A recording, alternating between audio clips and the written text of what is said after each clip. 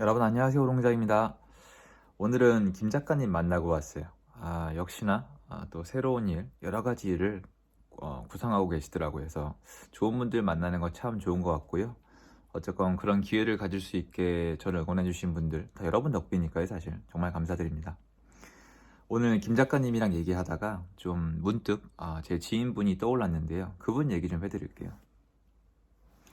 이분은 집을 안 사고 기다렸어요.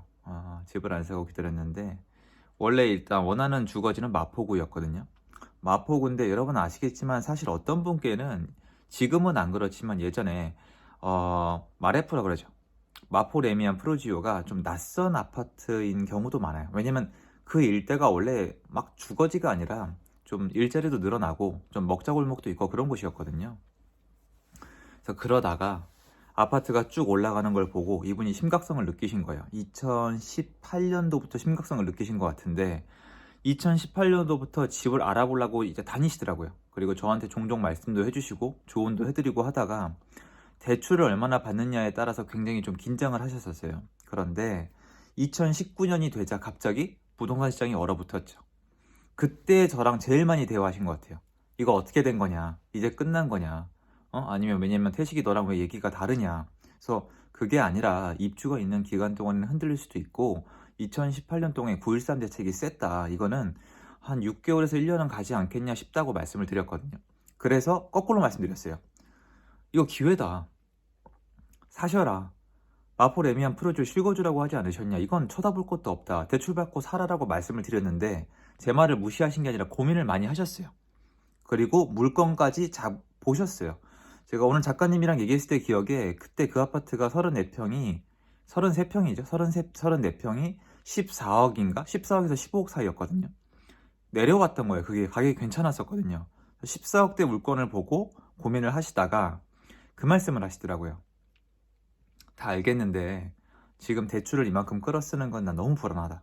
너무 불안하니까 일단은 전세를 한 번 살면서 지켜보겠다라고 하셨는데 제가 더 이상 얘기하기에 제가 아무리 저의 생각이 있다 하더라도 누군가의 결정을 대신해 줄 수는 없잖아요. 그리고 그분도 이해하시겠지만 그분이 사셔서 잘 된다고 제가 대가를 받는 게 아니라 그분이 그리고 망한다고 제 원망은 또 원망대로 들을 거 아니에요. 그래서 알겠습니다 하고 끝냈어요. 그리고 전세 계약을 하셨겠죠. 그러니까 2019년도에 전세에 들어가신 거예요. 근데 어떻게 됐죠? 2019년도에 마레프를 사지 않기로 하고 전세 계약을 했더니 중간에 임대차 3법이 통과가 된 거예요. 그리고 지금 제가 알기로는 갱신권으로 버티시는 걸로 알고 있는데 일단 2019, 2021, 2023년도에 만기가 도래하실 겁니다. 그렇죠? 그럼 그때 어떻게 하시겠어요? 할 말이 없는 거죠. 그러니까 사람이 요새는 어떠냐면은 순간의 선택에 따라서 모든 게 변할 수도 있는 것 같아요. 그래서 여러분도 어떻게 보면 재테크의 영역이 좀 더 잘 살기 위한 영역이어야 되는데 지금은 어떻게 보면 죽지 않고 살아남기 위한 영역이 돼버렸어요. 지금 월세 시장 엉망이거든요. 전세 시장도 여러분 지금 거래 자체를 대출을 중지시켜서 거래가 안 되니까 전세가 좀 괜찮아진 것 같은데 월세 시장이 버텨주고 있는 거예요. 전세 시장도 절대 안전하고 좋지 않아요. 갑자기 전세자금 대출이 중지가 되니까 전세가 안 빠지고 매물이 늘어나는 것처럼 보이지만 예전부터 시장에 참여한 제 눈에는 전세 부족해요. 그리고 월세 시장이 그 대신 대가를 치르고 있잖아요. 그러면 2022년도엔 어떨까요? 저는 이제 그분이 떠올라요. 그때 마레프가 비싸면 다른 걸 사셨으면 되는데 전세로 들어가셨잖아요. 그러니까 선택이라니까요. 월세, 전세, 매매. 근데 전세로 들어가셨다가 이제는 갱신권 끝났을 때를 걱정하셔야 되는 거고 그때 마레프를 사셨으면 지금 사실 너무나 좋았겠죠. 그때 비싸다고 느꼈던 마레프는 조금 더 비싸졌고 더 큰 문제는 본인의 전세가도 지금 폭등을 하셨을 겁니다. 엄청 힘드시겠죠. 그러니까 시장이 잘못되면 참여자들이 고생을 하게 돼 있어요. 그래서 여러분들한테 이 얘기 꼭 하고 싶어요. 더 이상 어떤 신나는 재테크 이런 영역이 아니라 생존의 영역이에요. 여러분 제가 지난 2017, 18, 19, 20, 21 이렇게 결정 못하고 지켜보겠다는 마인드로 전세 계약하신 분들 지금 웃고 다니는 분 한 분도 안 계세요. 아마 월세입자가 되신 분도 계실 거예요. 그래서 저는 이런 얘기 오늘 김 작가님이랑 가서 그분 얘기하는데 기억이 좀 나더라고요. 그리고 사실 제가 오지랖이긴 한데 그 생각까지 했어요. 아, 그때 조금만 더, 그때 조금만 더, 내가 좀 밀어붙여 봤더라면 어땠을까라는 생각을 했어요. 솔직히 말씀드리면. 그런데 뭐, 지금도 못할 것 같아요.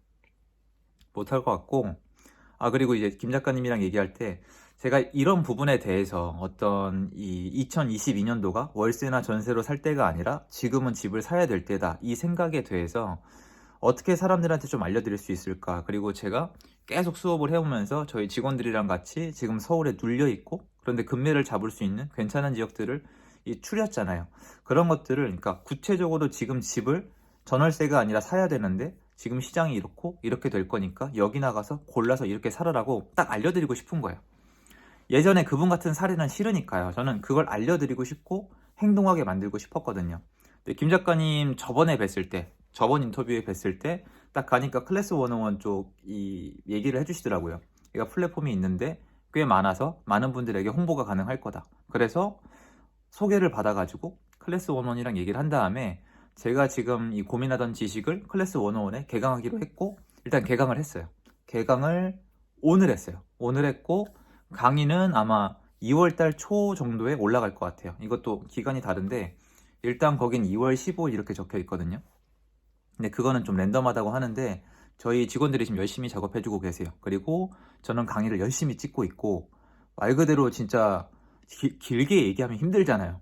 길게 얘기하면 잡다한 얘기가 많이 섞이니까 힘드니까 진짜 줄이고 커팅하고 정말 강의를 하면 반을 날리고 강의를 하면 3분의 1을 날리고 이런 식으로 하면서 줄여서 딱 필요한 얘기만 좀 담았거든요. 이거 보시고 2022년도에 전월세 고르지 마시고 한번 진짜 최소한 제 강의를 들어보시고도 그러고도 전월세를 선택하시겠다면 진짜 할 말은 없는데 지금 무주택자나 아니면 1주택자 중에서 고민하시는 분들은 제가 봤을 때 아마 이 정도 설명을 하면 아실 수 있지 않을까. 제 강의를 반복해서 들으면 알 수 있지 않을까 이런 생각이 좀 들더라고요. 그래서 좀 저는 아래 링크 달아놨으니까 한번 강의 확인 부탁드리고요. 그리고 강의 등록할 때 얼음공장이라고 코드를 치면은 쿠폰에 얼음공장인가 그걸 치면은 3만원 할인 혜택이 된다고 해요. 이것은 젊은 친구들이 쓰는 플랫폼이어서 뭐 그런지 모르겠는데 저는 뭐가 좀 헷갈리더라고요. 그래서 좀 그렇게 돼 있으니까 추첨 쿠폰명이 얼음공장을 치면 된대요. 2022년도 좀 오르긴 많이 오른 상태지만 저는 오늘 김 작가님께도 말씀을 드렸는데 이건 더 이상 제가 봤을 때 어떤 위로 올라간다는 개념도 버릴 수는 없겠지만 그게 아니라 눌리지 않고 살아남는다는 개념인 것 같아요. 부동산이 여러분 생각해보면은 예전에는 다주택자도 있고 이렇게 전세 공급하는 사람, 월세 공급하는 사람도 있고 분양 물량도 꽤 있으니까 선택의 영역이었는데 지금은 말 그대로 이게 필수품이잖아요. 필수자란 말이야, 부동산이. 그러니까 이게 공급이 제대로 안 되니까 생각을 해보세요. 여러분, 음식이 많죠? 음식이 많으면 골라 먹을 수 있죠. 밥을 먹든 면을 먹든 떡을 먹든. 이건 이제 필수자라는 느낌이 덜해요. 그죠? 그 필수제. 옷도 많으면 골라 입죠. 요새 패션이 되게 중요하잖아요. 근데 부동산도 옛날에는 전세, 월세, 매매 이렇게 고르면 됐거든요. 청약을 받던지.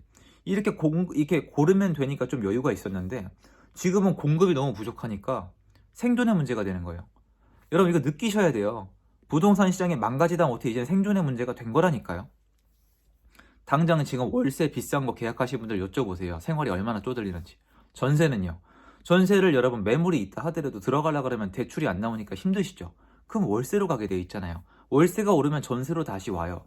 그런데 공급이 부족하면 또 매매로 갈 수밖에 없거든요.